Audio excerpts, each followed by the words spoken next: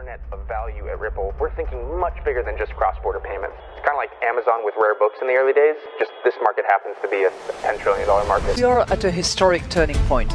Said in the past that you are doing for money what email did for communication. Moving the whole revolution forward. Take on it. There's trillions of dollars parked around the world. XRP. Is there a possibility that Ripple could take over SWIFT one day? Well, welcome back, ladies and gentlemen, to another episode of 24 Hours Script. Let's get right into today's video. When you have the Chief Innovation Officer of SWIFT coming on X and making a tweet about Ripple and XRP, that's when you know you're doing something right. Sit back, relax. The information we're going to go over today is mind-boggling.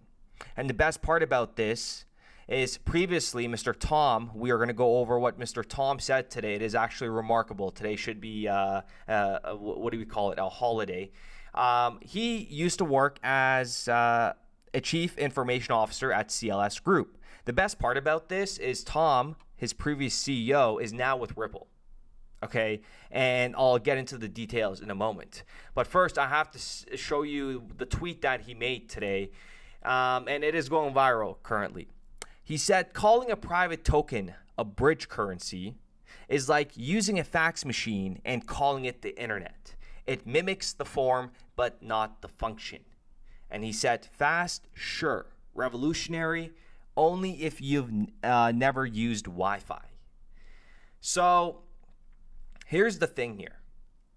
It doesn't matter about what Twift says. Twift, that's what they should be called. Swift or whatever they say. Okay, it doesn't matter what Swift says. Because you have to understand and you cannot forget that the IMF has way more power than Swift. Remember that Swift is just a messaging network that is owned by the banks.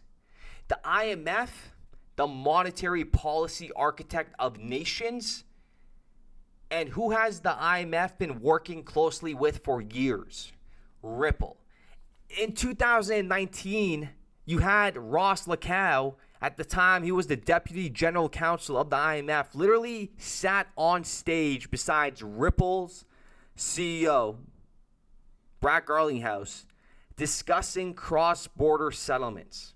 And you have IMF officials repeatedly referencing Ripple's tech as the model for interoperability. So when, Tom mocks private tokens, what he really is mocking are the IMF endorsed innovations that his own system couldn't even compete with.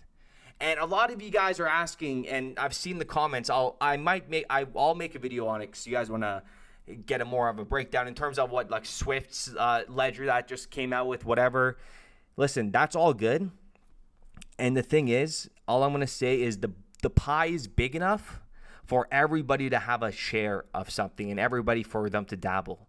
And that is why when I really give you guys the full outlook of what is going to be happening with Salute in the near future, that's when you're going to understand that the pie is big enough for all of us to create something in this ecosystem and to grow it and be in the same categories of these next financial institutions coming in utilizing these financial instruments.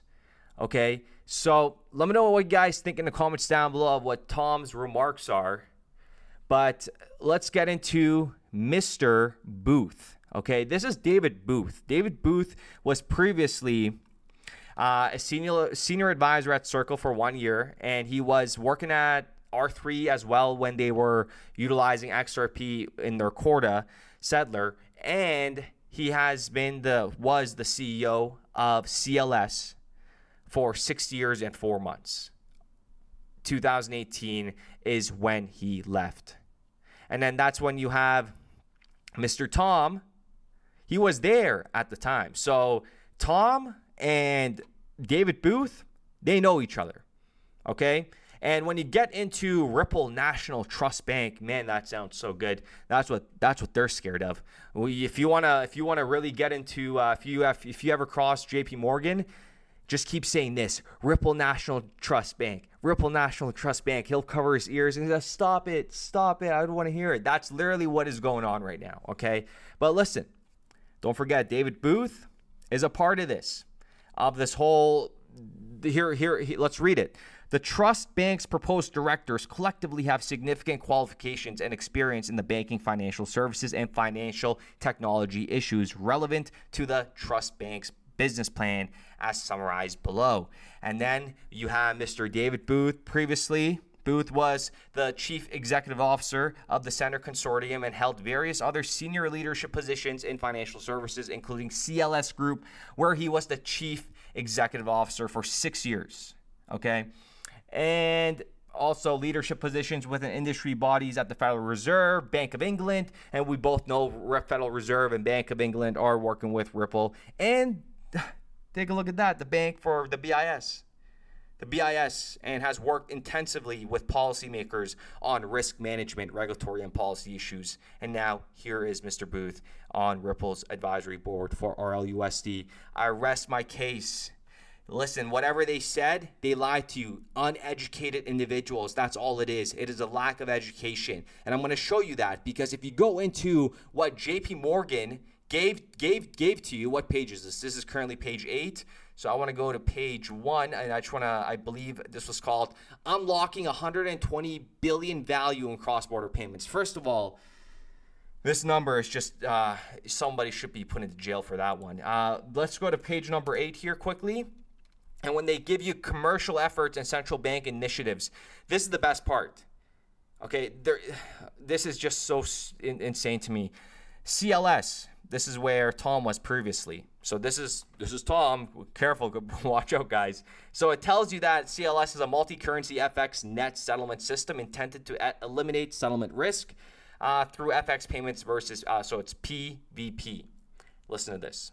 18 currencies supported. Buy. Difficult to scale. Buy. And I'll stop. Should I stop there? Or it says delivery of currencies post settlement, non-customizable netting windows. Non-customizable netting windows. Congratulations. And look at these. These are like little.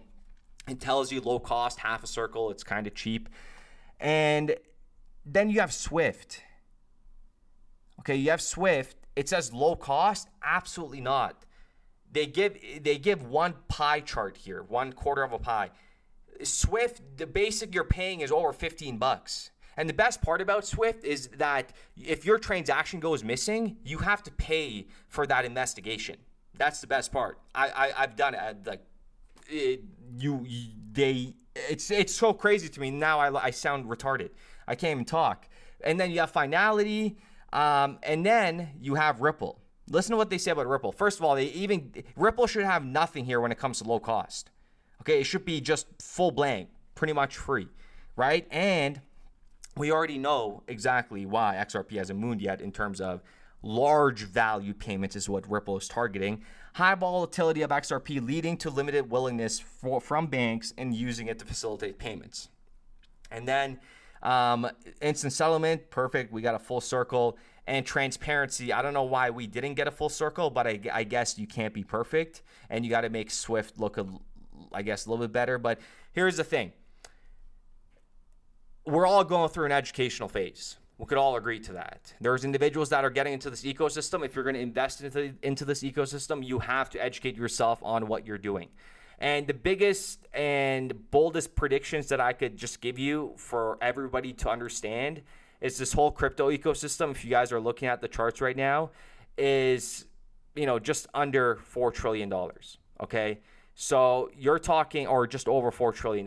You're talking peanuts. And don't forget when it was here and it looked tiny.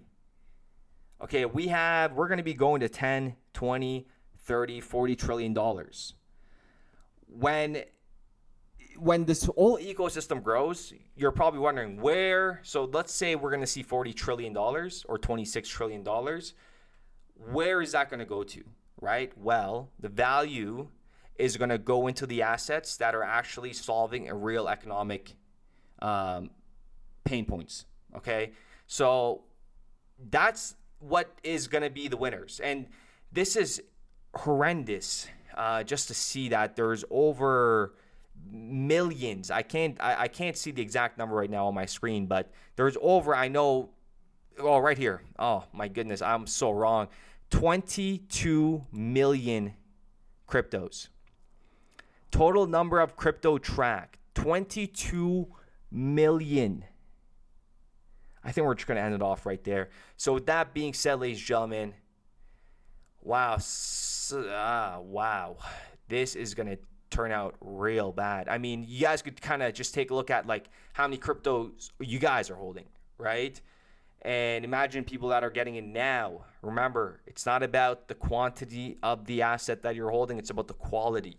Don't go chasing, oh, I hold 1,000 or 1 million Pepe as opposed to I hold, 300 XRP, right? It's not about the quantity of your digital assets. It's about the quality. Don't get distracted by that. So with that being said, ladies and gentlemen, let me know what you guys think of what Tom said, but we already know what's going to happen in terms of how this is all going to pan out.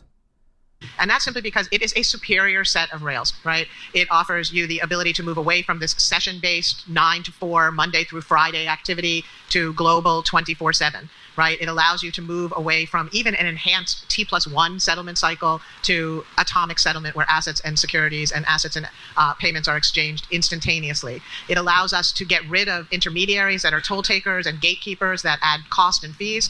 And it's going to allow us to reduce the amounts of collateral that we have to post to operate the system. Those are all compelling reasons, but the most compelling is going to be that the money is moving out of the traditional rails, right? The money that's coming out in stablecoins is very rarely going back into the banks when it comes off chain. People are leaving money in these wallets. It's becoming a parallel economy, and we're going to see our entire set of financial services migrate onto this parallel set.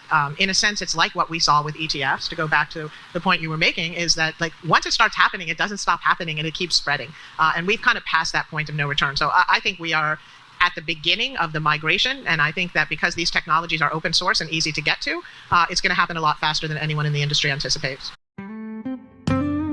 They told us dream small, but we had the stars in mind. While they chased hype, we studied time. In the noise we found the signal. Brad knew just what to do. Now XRP hums like jazz, running smooth and true. Money's changing, systems bend, ripple flowing to the end. Truth is quiet, bold and deep. We salute the ones who lose no sleep. Salute to the minds that built this chain. Salute, salute through the trials, through the pain. Salute, salute to the calm, to the wise. Salute 100 in our eyes.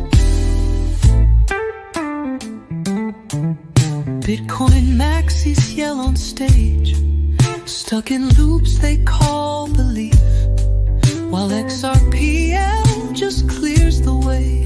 No delay, no grief. They hoard coins like dusty gold, but we got utility in every fold. The future ain't loud, it's steady breathing. Real ones know what's worth believing. It ain't hype, it's code and soul. We salute the ones who see the whole. Salute to the builders, to the flow. Salute, salute where the real ones choose to go. Salute, salute to the heart, to the plan.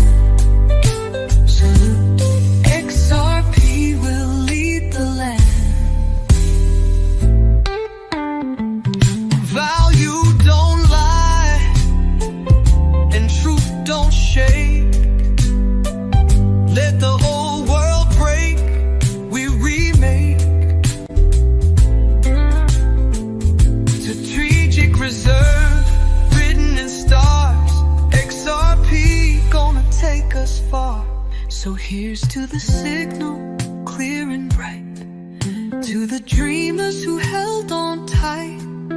No matter the storm, no matter the fight, salute, we rise with the light.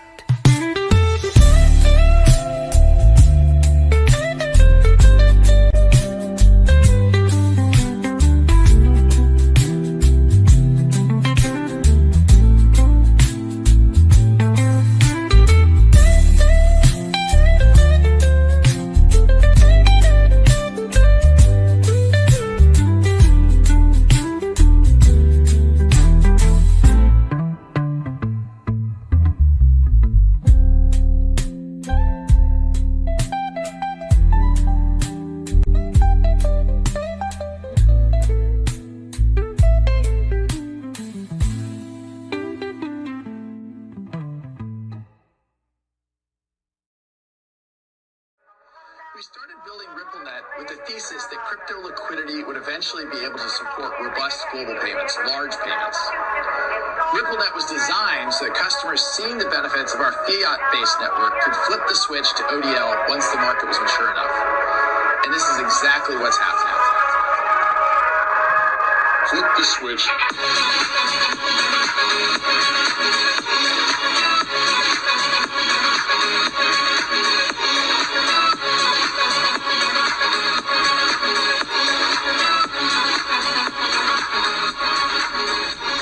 I think what we're building has, it's solving a real problem. And I think all of the tokens, my advice to anybody would be, understand the utility. If there's real utility and there's real value being delivered to a real customer, there will be value in the token.